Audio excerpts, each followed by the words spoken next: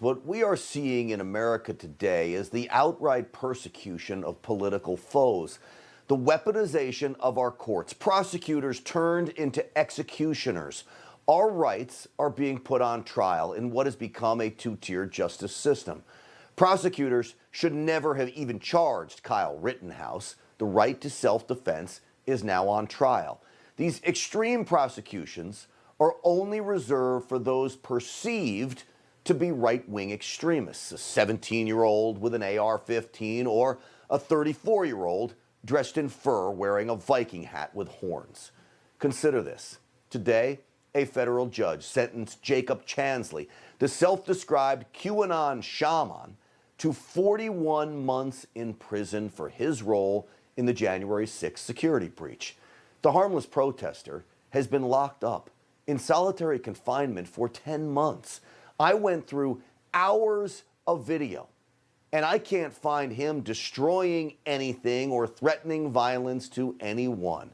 He did scrawl on a piece of paper this: "It's only a matter of time.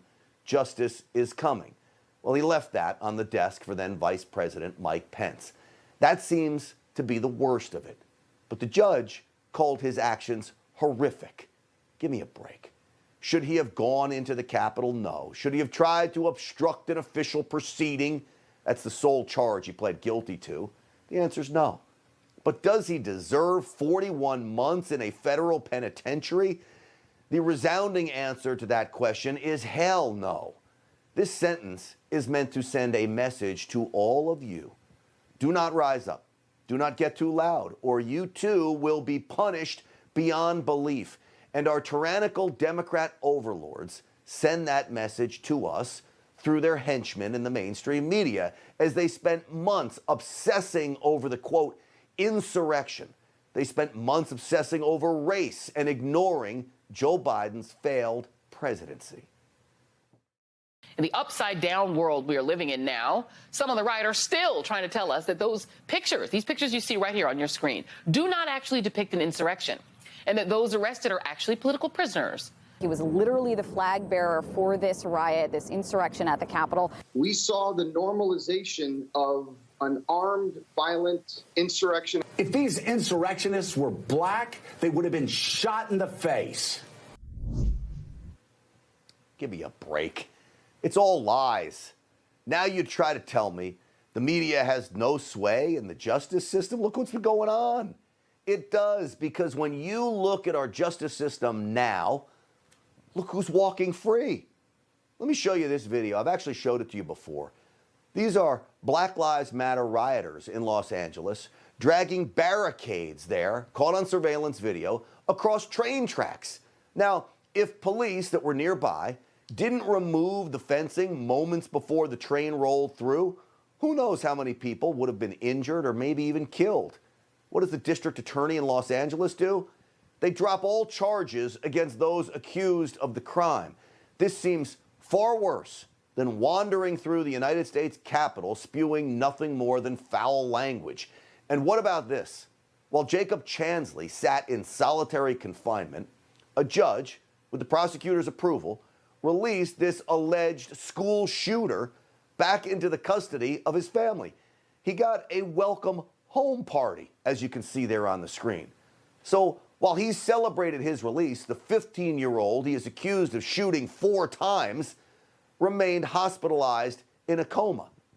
That kid walks while Jacob Chansley remained locked up at the time and now will stay locked up to serve out his sentence. 41 months.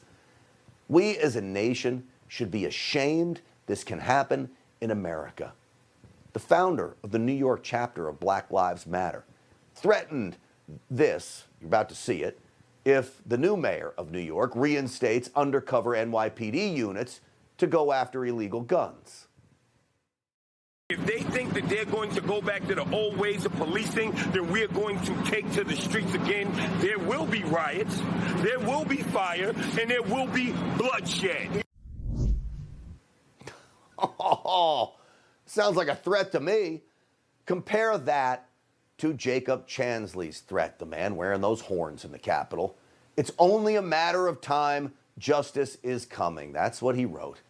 It certainly seems to me someone threatening riots, fire, and bloodshed is far worse than Chansley's note for Mike Pence, which leads us back to Kyle Rittenhouse. How dare he protect property from Black Lives Matter goons? How dare he protect his own life from 3 angry, armed, and threatening white guys?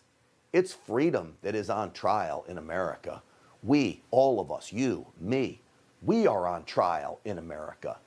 The left wants us punished and destroyed. And so far, the left is getting its way. Hey, I'm Rob Finnerty. Thanks for watching. If you enjoyed this video, please join the conversation in the comments below. Don't forget to subscribe, too.